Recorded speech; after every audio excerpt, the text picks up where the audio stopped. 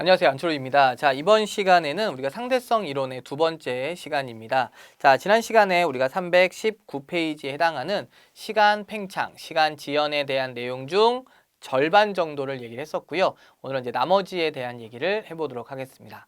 자, 지난 시간에는 어디까지 우리가 얘기를 했었냐면 바로 319페이지에 위에 보시면은 누구의 시간이 느리게 갈 것이냐에 대한 얘기를 특수상대성 이론에서의 얘기를 했었죠. 결국 정지한 관찰자가 운동하는 상대방의 시간을 봤을 때 이제 자신보다 느리게 간다라고 얘기를 하는 것까지가 바로 지난 시간 내용이었고요.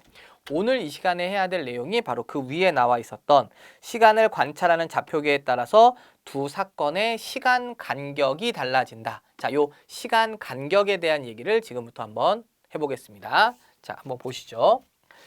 자, 여기에 이제 하나의 우주선이 하나 있다라고 이렇게 표시를 한 다음에 얘가 지금 이제 오른쪽 방향으로 광속의 80%로 운동을 하고 있다라고 하겠습니다. 자, 여기에는 이제 A라는 사람이 이렇게 서 있고요. 자, 여기는 이제 B라는 사람이 이렇게 있다고 하겠습니다. 자, 이제 지금부터 어떤 하나의 사건이 발생을 할 텐데요. 그 사건이 바로 무엇이냐면 바로 바닥에 있었던 빛이 직진을 해서 이렇게 천장에 닿은 후 다시 바닥까지 오는데 걸리는 시간을 측정을 할 거예요.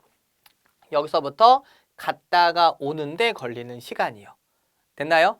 자, 이 시간을 A가 봤을 때 그리고 B가 봤을 때 어떻게 다르게 측정이 되는지를 이제 한번 얘기를 해볼 텐데 결국 이제 하나의 사건이 발생을 했을 때 어떠한 장소에서 어떠한 좌표계에서 이 사건을 바라봤냐에 따라서 그 시간의 간격에 차이가 생긴다.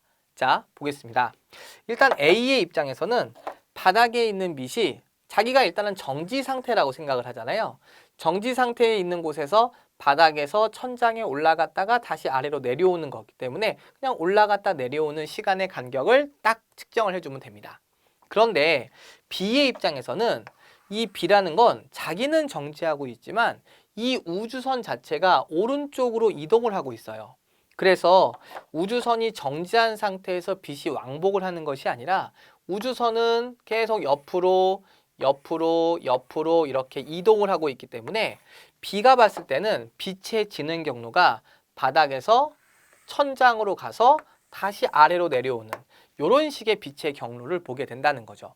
그래서 똑같은 상황이더라도 빛의 이동 거리를 비교해 본다면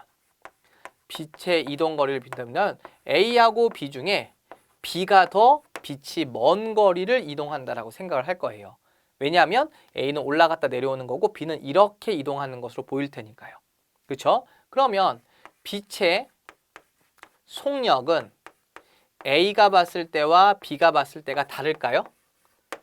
자, 이거는 지난 시간에 얘기했었던 광속 불변의 원리로 이해해 주시면 됩니다. 바로 A에 있건 B에 있건 상관없이 빛의 속력은 모두 다 똑같이 보이죠. 그래서 빛의 속력은 똑같이 보이는 것으로 될 겁니다. 자, 그런데 이 빛이 이동하는 데 걸리는 시간, 바로 A가 봤을 때의 시간과 B가 봤을 때의 시간은 다를 수밖에 없죠. 왜냐하면 거속시에 의해서 바로 속력은 같은데 거리가 멀다면 그만큼 시간이 많이 걸릴 테니까 시간은 더 B가 오래 걸린 것으로 측정이 되게 된다는 얘기입니다. 됐어요? 여기서 혼동하시는 게 그러면 A보다는 B의 시간이 더 크다면서요. 그러면 B의 시간이 느리게 가는 건가요? 를 이렇게 연결을 하시는 분들이 계세요. 그게 아니고 느리게 간다, 빠르게 간다 이 개념은 지난 시간에 배웠었던 B가 봤을 때는 사실 이 빛하고는 관계가 없죠. B가 봤을 때는 A가 운동하니까 A 시간이 느리게 가고 A가 보면 B가 운동하니까 B의 시간이 느리게 간다. 이렇게 답을 해주시면 되는 거고요. 지금 우리가 말한 이 A하고 B는 이 느리게 간다로 표현한 것이 아니라 바로 또 어떤 각각의 좌표계에서 하나의 사건을 바라봤을 때 이렇게 모습이 달라 보이기 때문에 그 시간 간격이 다르게 보인다. 그래서 여기서는 느리게 간다, 빠르게 간다로 질문을 던지는 것이 아니라 TA보다는 TB의 값이 더 크다. 이렇게 질문을 던지게 돼요. 그래서 그 지난 시간에 배웠었던 느리게 간다에 대한 표현과 이 크다 작다에 대한 표현을 혼동하시면 안 됩니다.